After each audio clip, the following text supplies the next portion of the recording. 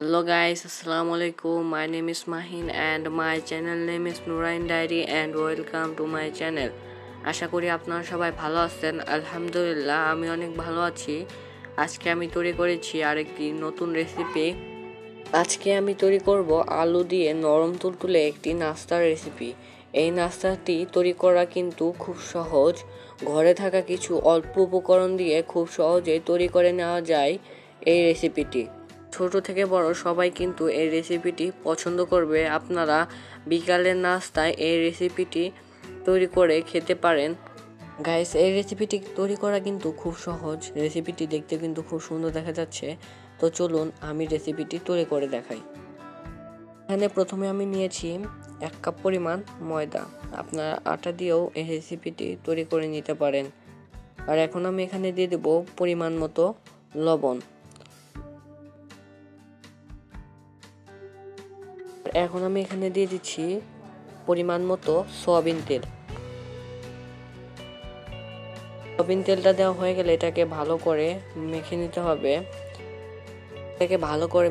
হবে। মেখে নিলে যে আলুর পকেট নাস্তাটি আছে সেটা খেতে কিন্তু খুব সুস্বাদু হবে এবং আলুর পকেটটি অনেক নরম তুলতুলে হবে।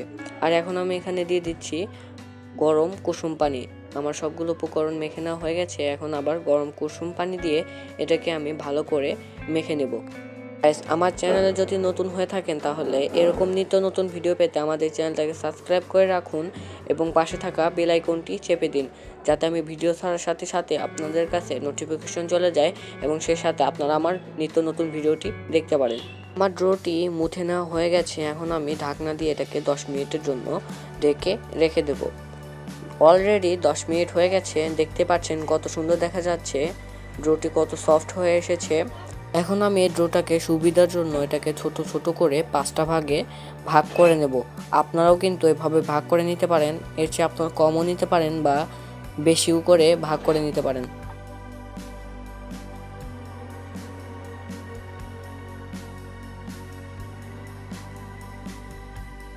আমার 5টি ভাগে ভাগ করে নেওয়া হয়ে গেছে। দেখতে পাচ্ছেন কত সুন্দর দেখা যাচ্ছে।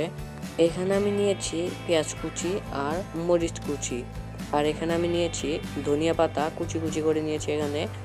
এখানে আমি নিয়েছি দুটো আলু মাঝখান থেকে কেটে নিয়েছি এবং এটাকে ভালো করে সিদ্ধও করে নিয়েছি। আলুটাকে আপনারাও প্রেসার কুকারে এটাকে সিদ্ধ করে নিতে পারেন। আমি পকেট পিঠার পুরটা তৈরি করে নিচ্ছি। এখানে আমি একটা চামচের সাহায্যে আলুর যে দলা দলা অংশটুকু আছে সেগুলোকে ভেঙে নিচ্ছি। আলু দলা দলা অংশটুকু আমার ভেঙে নেওয়া হয়ে গেছে।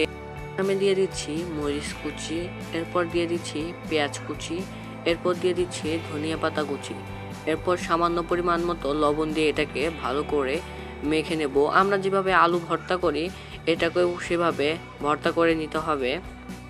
আপনারা এই আলু ভর্তাটাকে বেশি মাখিয়ে নেবেন না। এর ভিতরে যে দলা দলা আলুটা আছে সেটা যাতে থেকে যায়, তাহলে কিন্তু খেতে খুব সুস্বাদু হবে। এখন আমি এখানে দিয়ে দিলাম স্বাদ বাড়ানোর জন্য ম্যাজিক মশলা। এটি আপনারা বাজারে কিনতে পাবেন মাত্র 5 টাকা করে। আমি এখন ঢাকনা দিয়ে ঢেকে রেখে দিচ্ছি। আর এখানে আমি একটা ড্রো নিয়ে ড্রোটাকে বল আকার করে শেপ দিয়ে নেব। তারপর বলটাকে বাটির মতো গর্ত করে নেব।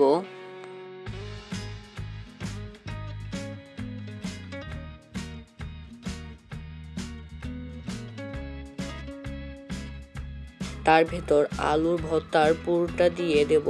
তারপর আমি চারপাশ থেকে মুখটা চেপে লাগিয়ে দেব। আর এটা আমি কিভাবে করলাম আপনারা একটু মনোযোগ সহকারে দেখুন।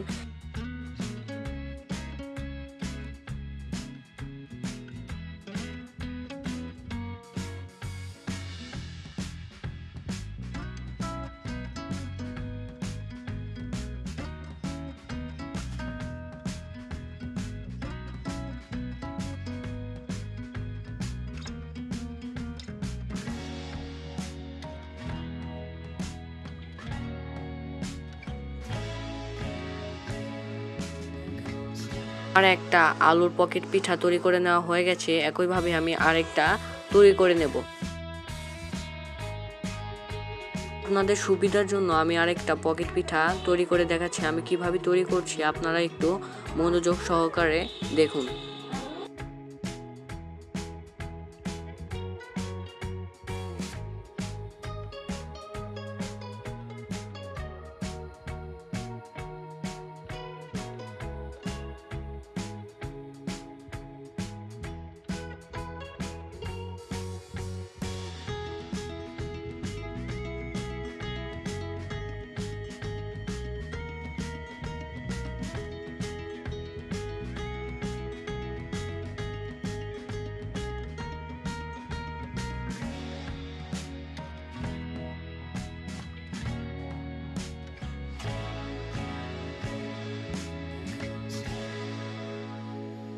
আমার সব আলুর পকেট পিঠা তৈরি করে নেওয়া হয়ে গেছে। এখন আমি এগুলোকে তেলে ভেজে নেব।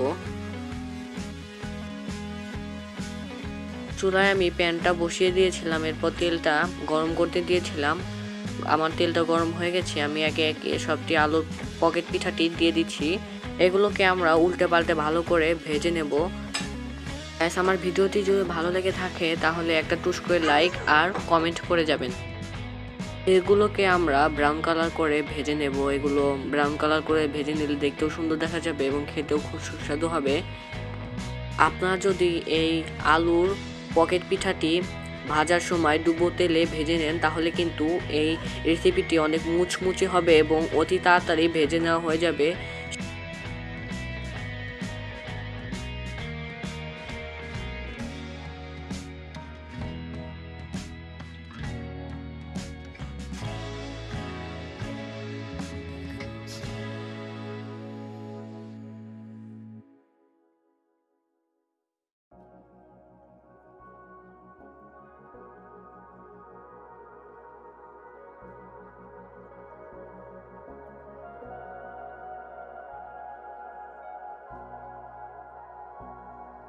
তাই আমার পকেট পিঠা ভেজে নেওয়া হয়ে গেছে, দেখতে পাচ্ছেন কত ফুলকো ফুলকো হয়ে এসেছে।